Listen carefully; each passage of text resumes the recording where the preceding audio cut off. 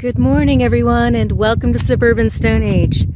And today's video is a real quick one, but on a beautiful October morning I wanted to show a little bit about acorn collecting under one of my favorite oak trees. So I'm sitting under this massive Quercus lobata, which is one of our native oaks. And these trees are they're old and they're beautiful and they're kind of rare around here. This valley has been developed over the last 100 years. And these trees like a specific environment anyway, which is kind of hard to come by, which is valley bottom with a higher water table. But these trees, this little grove here, has remained after all these years undeveloped. So I'm here dodging traffic because I want to take a minute to appreciate the acorns. You can see that this tree has shed a lot of acorns. I wanted this year to get to know the acorns in the area a little bit better, but I actually had trouble finding trees. I think they do different trees, different species, shed acorns in different years, in different quantities. Some years are on years, some years are off years.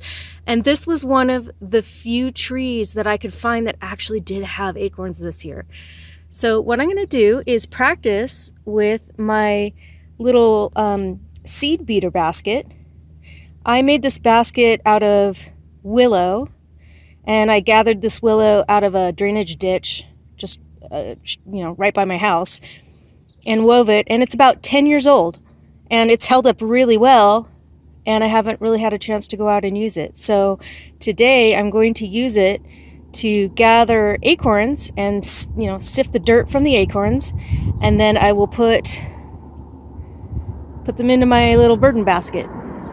So this little doodad is an earring that was in my basket, and I'm actually going to tuck it into the bark of a tree as a little thank you for the gift of acorns. So maybe in many, many years from now, someone will find it and get excited. I won't be taking that many acorns. I don't need that much. I just want to process a few to understand how acorns are processed and actually what they taste like. Nobody eats acorns around here. I've lived here all my life, and ever since I was a kid, I've just seen all these crops. When you do catch them, they just go, the animals get them, which is nice, which is why I'm not taking all that many. I don't want to take more than I really need, but they're there for the animals. But this was such an important food source to the native Californians, and I can see why. I mean, it's a good, nutritious food, and I'd like to experience what that tastes like.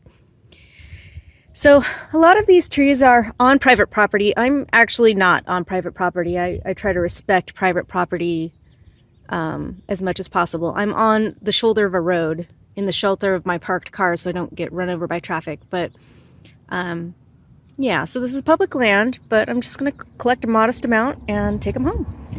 So I can tell you right now that this is not the ideal tool for this particular task.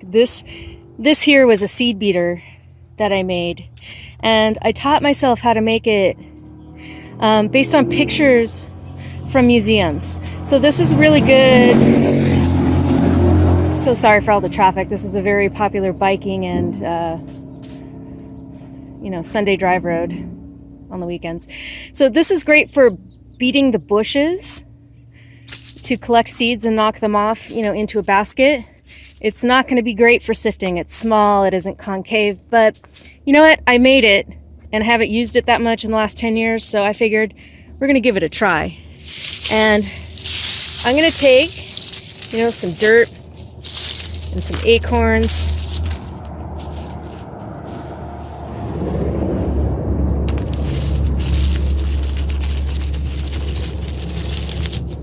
And we're going to see how it works. And that is to say, terribly. The acorns stay in the basket just fine. The dirt falls through just fine, but other bits of trash don't. I will probably need to make a much better basket for this purpose. But you know what? That's what's important about this process is, you know, I've done my best to learn from books and you know, watching videos and stuff, but sometimes you just have to get in the field and you have to just get your hands dirty and you have to try things and you have to pick up the trail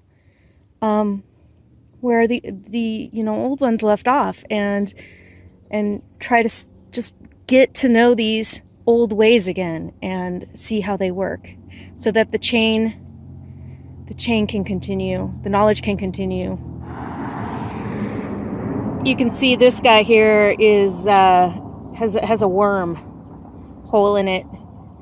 I might collect it anyway. I've heard that in the olden days you don't collect these. They're wormy and they're not that good.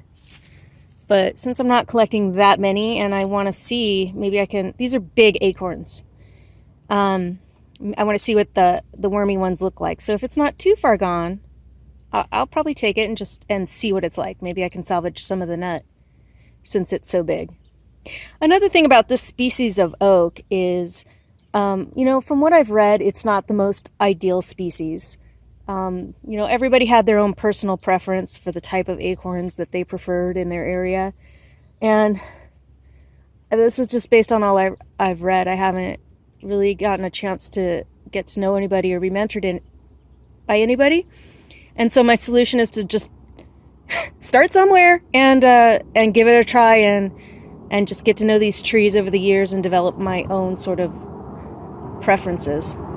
That to be a pretty good use for this basket, and that is to sort of herd the acorns into a pile, and then I have, you know, more in one spot. So when I do go down on my knees to the ground to pick them up, which kind of is painful because the ground's full of rocks and stuff, but I can maximize that effort by first sweeping them into a pile, and then I can put them on my basket and pop them into my burden basket all in one shot.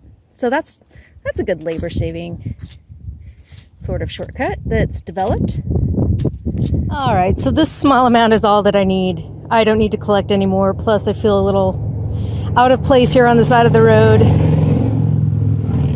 amongst the bikers and traffic. However, I'd also like to introduce you to my very first ever burden basket. There is absolutely nothing traditional about this basket except, again, this is made from the same scrap willow, and it was just an attempt. This is raffia, and I was teaching myself how to twine a basket of any kind from pictures in books that, you know, from baskets in museums. It's terrible, but it's 10 years old, and you know what? I'm going to put it to use until it disintegrates and dies. And then maybe I'll try my hand at another one, because I've learned from this basket that the shape matters, materials matter, and I've had more experience with basket weaving and stuff since then. So my next one will be better. But until now, this faithful old companion will be my friend and do its work until it's used up. And it's performing a very important task right now, which is continuing sort of a tradition of processing native Californian foods. All right, it's time to head home now. I wanted to say thank you to this lovely, lovely old matriarch of a tree.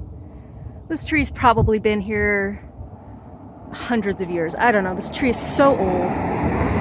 And I wanted to thank it very much for this gift of acorns.